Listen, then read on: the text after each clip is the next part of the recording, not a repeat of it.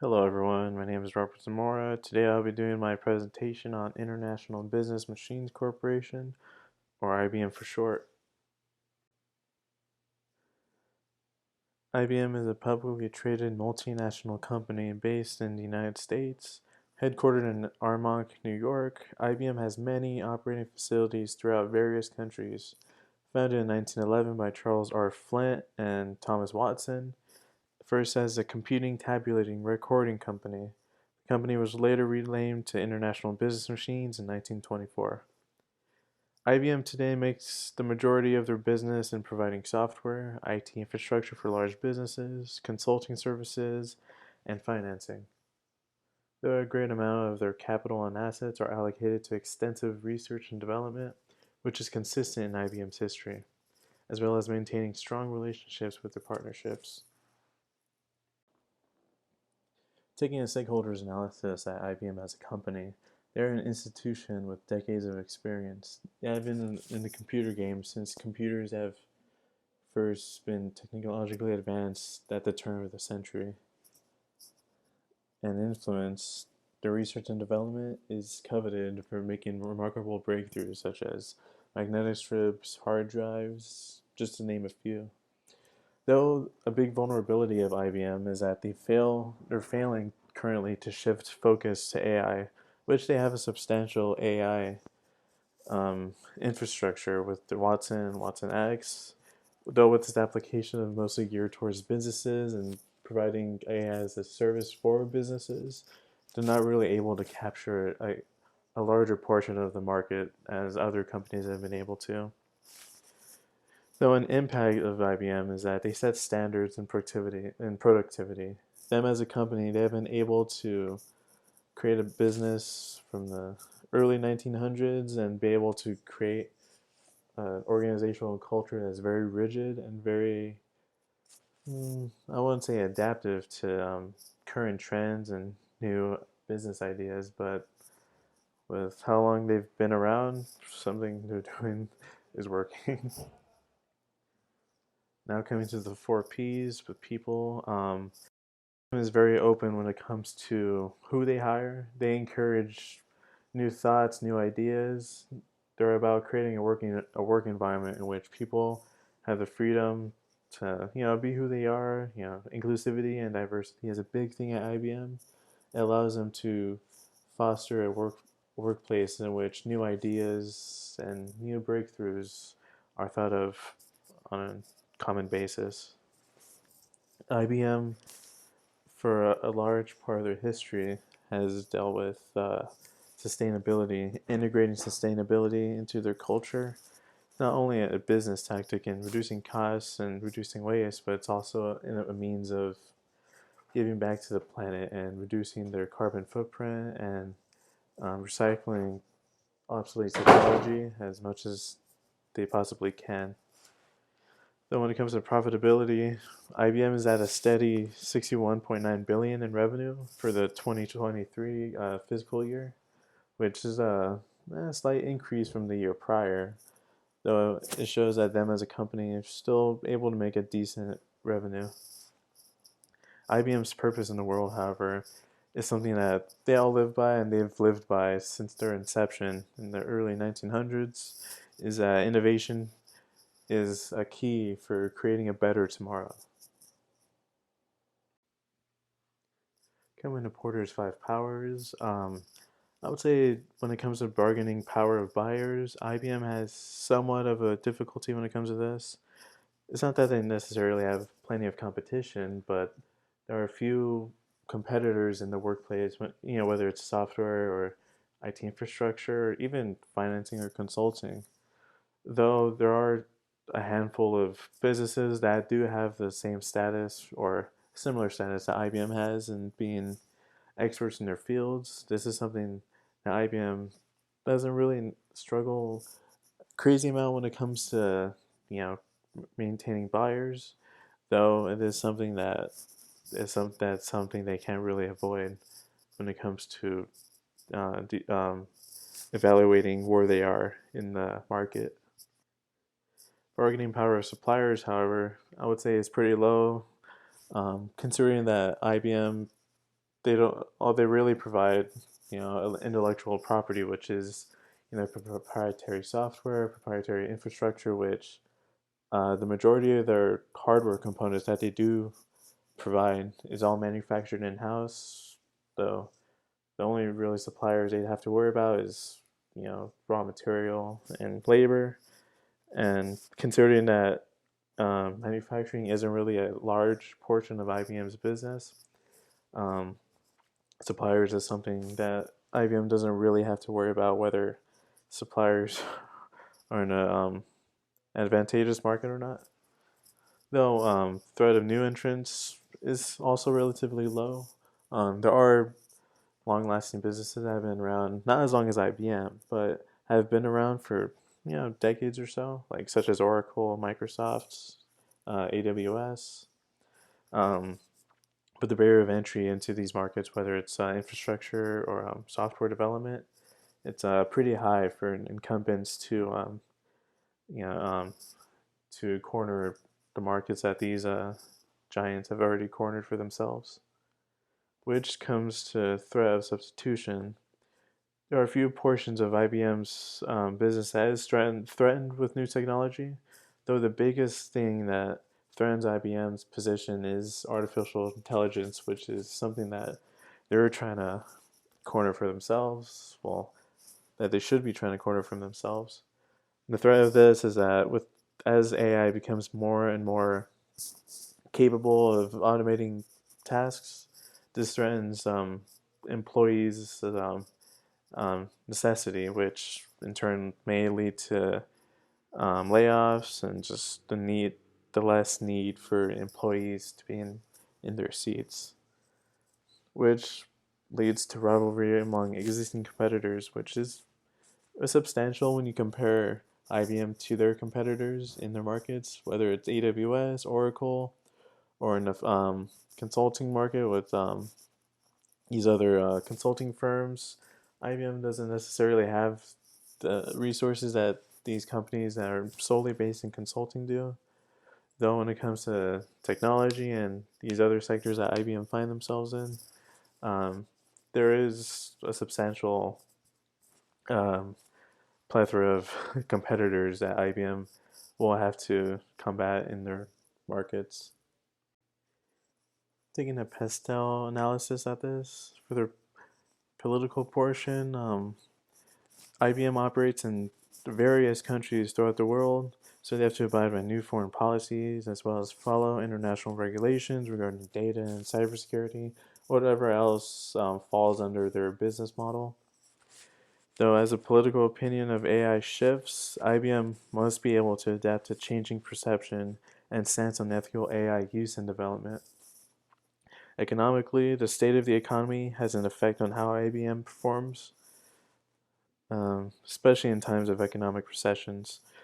Economic factors on an international scale also play a huge part in IBM's performance overseas. This has a direct effect on IBM's ability to better position themselves into new markets, such as artificial intelligence. Socially, IBM doesn't necessarily advertise to its social causes, though it is existent. That's not a big push in what IBM does. That's just another factor or another part in what they do in their overall vision and image of who they are as a company.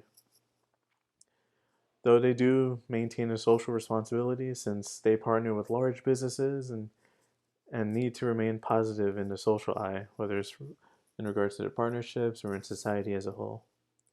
Remaining in a positive light is crucial to IBM's continued services to enterprises, as well as open source users and developers, which fuel um, new developments among the masses of technology users. Technology, technologically, IBM invests heavily in research and development for the majority of their business. The adoption of AI has been slow compared to Microsoft and Google, though many of their other services remain current to evolving technologies. IBM possesses an abundance of resources to fuel research and development, and a continued effort for acquisitions of open source platforms such as Red Hat may further aid IBM's development and influence in the AI market. Environmentally, laws both domestic and international dictate IBM's commitment of offsetting the carbon footprint produced by their data centers, as well as proper disposal and recycling of obsolete hardware and other e-waste.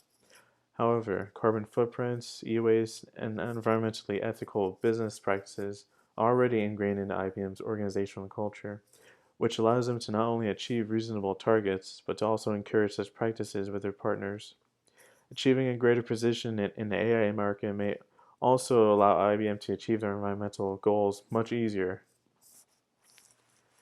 Legally, there are many laws and regulations that IBM follows with the types of businesses that they conduct, such as legal protection, privacy of clients' data, cybersecurity regulations, just to name a few, along with legal contracts with clients and employees, acquisitions, and other moves for expansion risk potential antitrust violations due to the size of the company.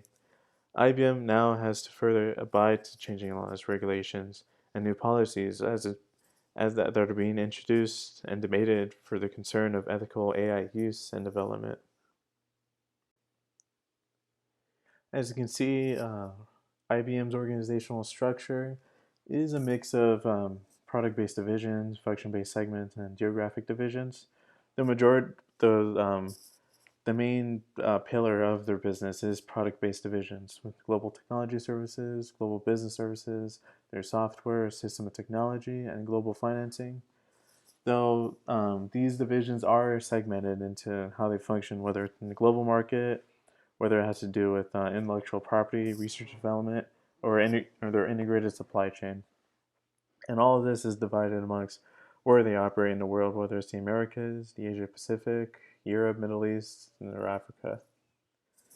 To take a look at a glimpse at their mission statement is to lead in the creation, development, and manufacture of the business's most advanced information technologies, which is really a core of who they are as a company and what they hope to achieve as they exist, which leads into the vision statement, which is to be the world's most successful, important information technology company, which, to a certain degree, I mean, they aren't as huge as they were maybe, say, 50 years ago or so, but they are very influential and important when it comes to the overall um, evolution of computing technology as we see it in the modern day.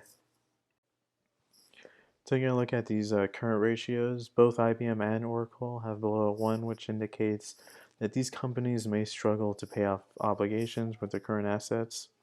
Google, however, with a 2.1 indicates they're in better shape in terms of cash on hand. IBM is not in good shape when it comes to being able to meet obligations and should either lower expenses or increase the amount of liquid capital that they have on hand.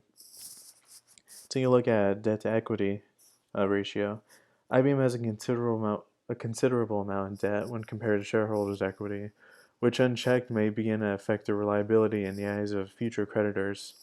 Google is in good shape, especially considering their size, though the exact opposite appears to be true for Oracle, with a staggering 14.19. Oracle is deep in a debt and may prove to be a catastrophic sign. Gross margin, comparing to the other two tech giants, IBM has a slightly lower gross margin, which again indicates they have a considerable amount of expenses. One of their largest allocation of resources, though, is research and development, an expenditure that the other two do have, but don't take a considerable portion of their business as IBM does. Taking a look at the return on assets, when it comes to return on assets, IBM again indicates an ability to profit effectively when compared to Google and Oracle. And taking a look at these companies' market capitalization, Google was well into the $10 trillion mark, with IBM, um, leading last compared to falling right behind Oracle, which does play a large part in the sizes of these companies, which IBM isn't necessarily the giant that they were in their heyday, though Google and to a certain degree Oracle are a lot larger when it comes to the size of the comparing to IBM.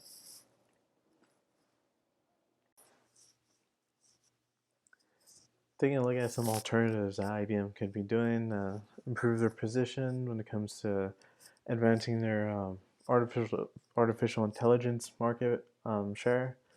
Um, Taking further investment in the AI can help boost their position in the overall AI market, taking large shares from already existing competitors, which are well ahead of IBM's current artificial intelligence development.